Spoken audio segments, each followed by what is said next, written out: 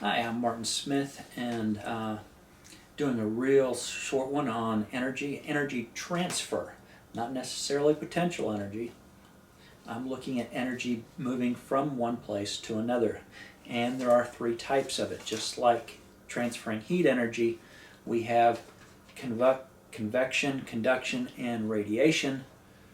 Convection, conduction, and radiation also is the three main ways energy is transferred in all forms of energy, not just heat.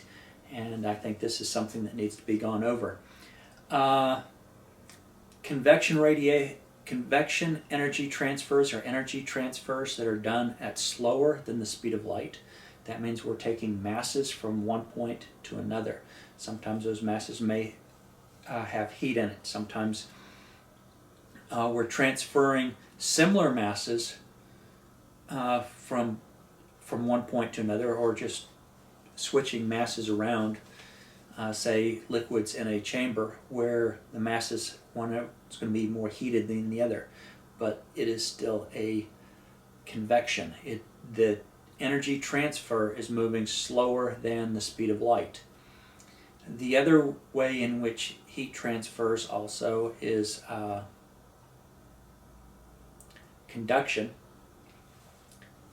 That means that the electromagnetic effects are, or the vibration energy within a material, within a solid, is moving at the speed of light through electromagnetic effects.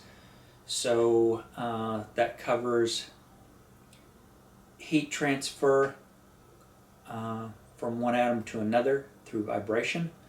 It covers conduction, covers electromagnets or electric motors, and many other forms of energy transfer, moving energy from one location to another.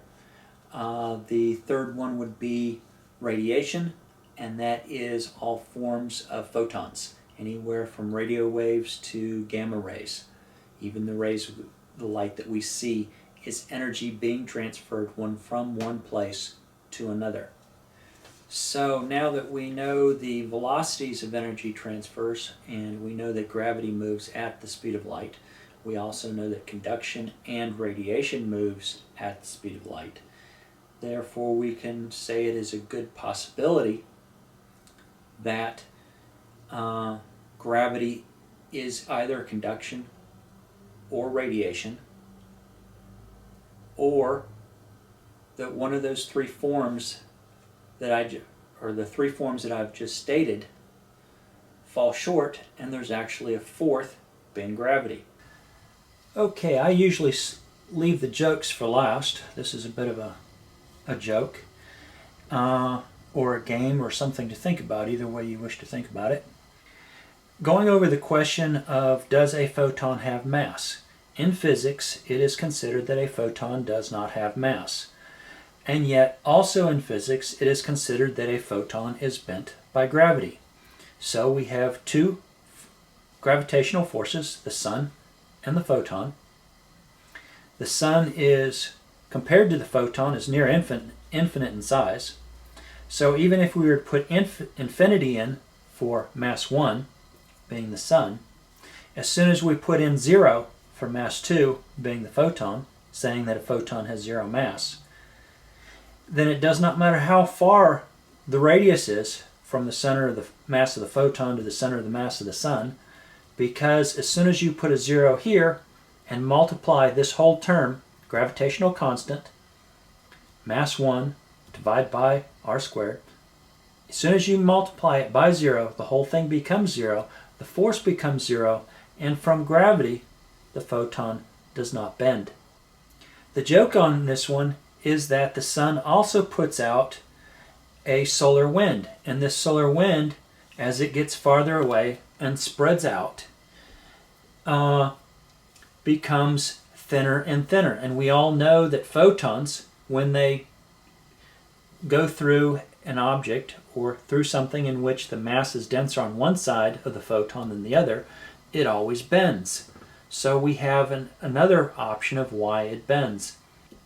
Or thinking of a photon in another way, as it having potential mass, then we could also be thinking of mass being a static mass or a kinetic mass versus a potential mass. So the potential mass of a photon fit in here gives approximately the bend that we're looking for.